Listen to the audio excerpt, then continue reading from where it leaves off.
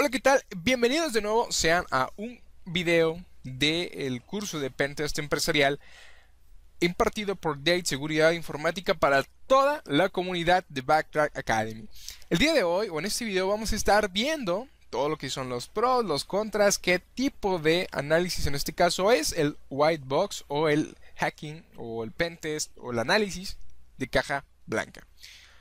Bien, aunque no lo crean, existe una modalidad de caja blanca. Normalmente esta metodología es una modalidad, a final de cuentas, en la cual se aplican a pruebas de intrusión solamente internas. Y se le llama de esta forma porque la empresa que nosotros nos contrató nos brindará o nos brinda toda la información completa, por ejemplo, de las redes y de los sistemas a auditar. Es decir, que además de brindar un punto de red e información de la configuración para, por ejemplo, la auditoría, como el hacking de caja gris, el consultor pues, normalmente recibe una información muchísimo más extensa, como algunos diagramas de red, algún listado de equipos a auditar, por ejemplo, incluyendo nombres de tipos de plataformas, servicios que corren, direcciones IP, información de subredes remotas, en fin. Debido a que normalmente el consultor pues evita de tener que averiguar toda esta información por sí mismo. Este tipo de hacking suele tomar muchísimo menos tiempo a comparación de lo que sería pues el hacking o el análisis de caja negra, al final de cuenta. Y aquí, por ejemplo, normalmente se tiene ya un conocimiento pues un poco mayor del sistema con el que se estará trabajando y se centra más en la parte de los procesos del sistema, así como inclusive en algunas ocasiones pues en sus códigos fuente, en sus configuraciones de software, de hardware, en busca de errores de códigos fuente de aplicaciones o inclusive malas configuraciones en el software y hardware. ¿Qué tipos de pros y contras tiene? Por ejemplo, algunos de los pros es que es un poquito más minucioso, es extremadamente más sencillo, podemos podemos ser más meticulosos, o si se escucha mal en su país donde nos estén viendo, podemos ser más precavidos al momento de estar llevando este tipo de análisis, podemos analizar un poco más a detalle. Vaya.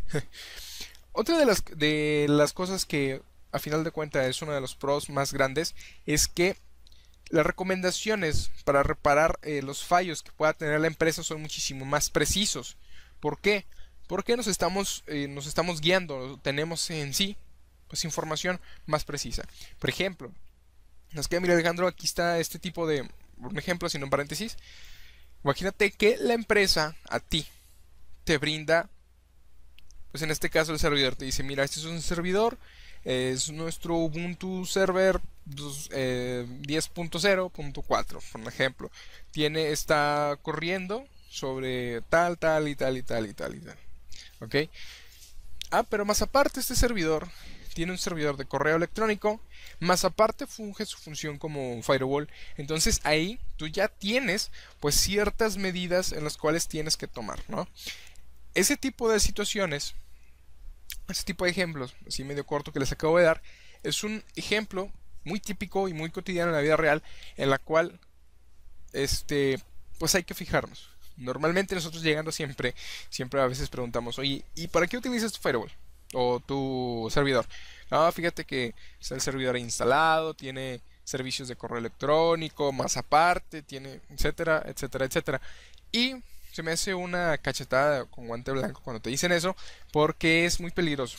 Digo, si tienes un firewall instalado y tienes aparte un servidor de correo electrónico y más aparte tienes un servidor Apache, más aparte pues todavía le pones ahí X cosa, ponle que el firewall esté funcionando, pero pueden ingresar a ese nodo por ya sea el puerto 80 del Apache o el SQL, etcétera, ¿no? Entonces ese tipo de situaciones también hay que verlas y es donde nosotros podemos hacer, como les comento, recomendaciones más precisas. Y otra de las cosas es que, pues a final de cuentas, detectar las amenazas, o nosotros podemos detectar amenazas un poquito más inmediatas. Así, por ejemplo, como los defectos de configuración y de construcción de alguna especie de equipo, que es como les estaba comentando. referente a la cuestión del servidor. O sea, la detección de amenazas es muchísimo más puntual y se acabó. Entonces nosotros tenemos la oportunidad de encontrar fallos más precisos dentro de algún equipo, dentro de la red o dentro de la misma organización. Y algunos de los contras está que pues aquí requiere muchísimos más recursos tanto el auditor como el cliente y no simula un ataque verdadero. ¿A qué me refiero con que requiere muchos más recursos del auditor como el cliente? El black box o el de caja negra normalmente los recursos que pone, y no me refiero a recursos monetarios específicamente, los recursos que se ponen pues son un poquito menos por parte del cliente y en su totalidad son por parte del auditor.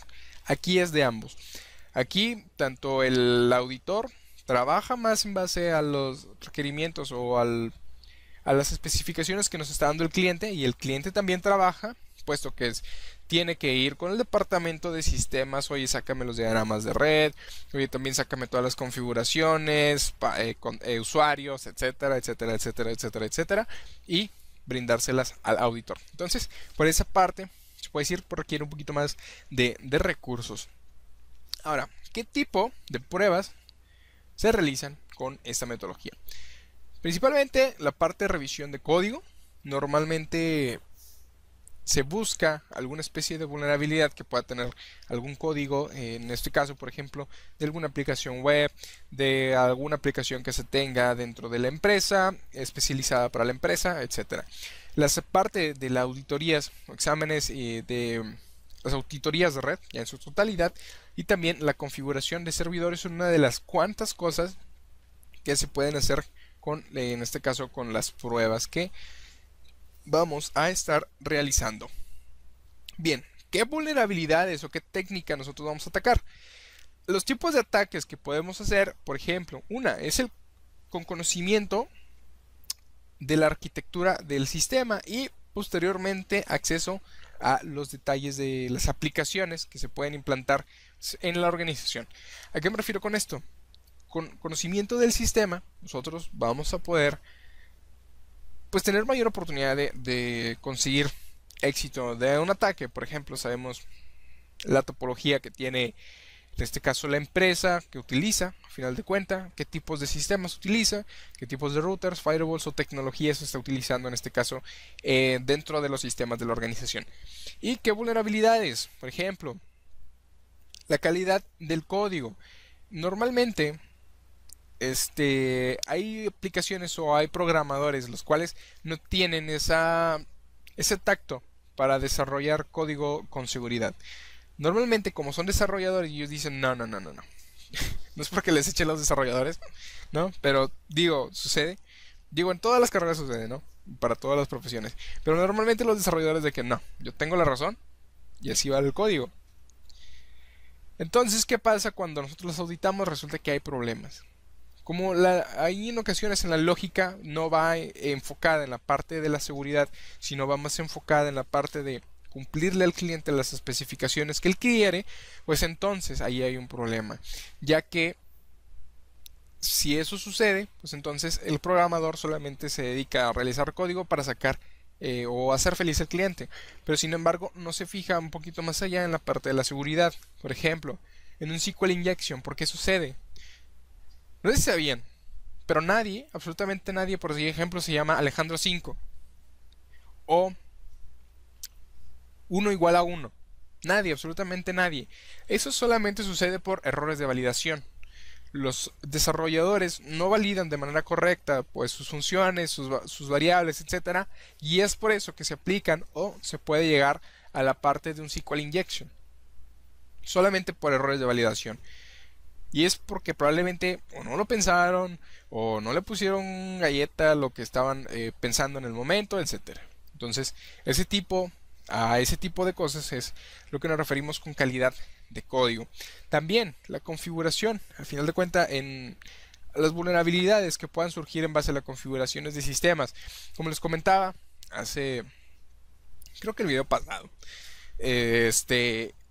tenemos un firewall y dentro de ese firewall tenemos un Apache y más aparte tenemos un servidor de correo electrónico y aparte le metes no sé qué tantas cosas ahí, entonces ahí tienes ya una vulnerabilidad en base a esa configuración específicamente de ese sistema. Dentro de la parte de seguridad de informática hay algo que se llama uso de los fines para su uso. ¿A qué me refiero? Si yo tengo ahí un equipo que compré para ponerle un firewall, solamente se le ingresa o se le pone un firewall. Si yo compré aquel otro equipo para tener un servidor Apache, solamente lo dejo para un servidor Apache. Ahora, no es necesario comprar tantos equipos. Hoy sabemos que con la virtualización pues se pueden hacer todavía muchísimas más cosas. Bien, ¿qué más podemos hacer? Las vulnerabilidades dentro de los protocolos que se puedan estar ungiendo. Ese tipo de situaciones también va un poco enfocado en la parte que les acabo de comentar. Tienes muchísimas cosas, cada uno corre sobre un puerto o un protocolo. Y en base a ese tipo de protocolos, pues va dependiendo de qué tipo de vulnerabilidades pueda haber. Por ejemplo, dentro de los protocolos TCP/UDP hay ciertas vulnerabilidades en las cuales también dentro de un poco más adelante vamos a estar viendo.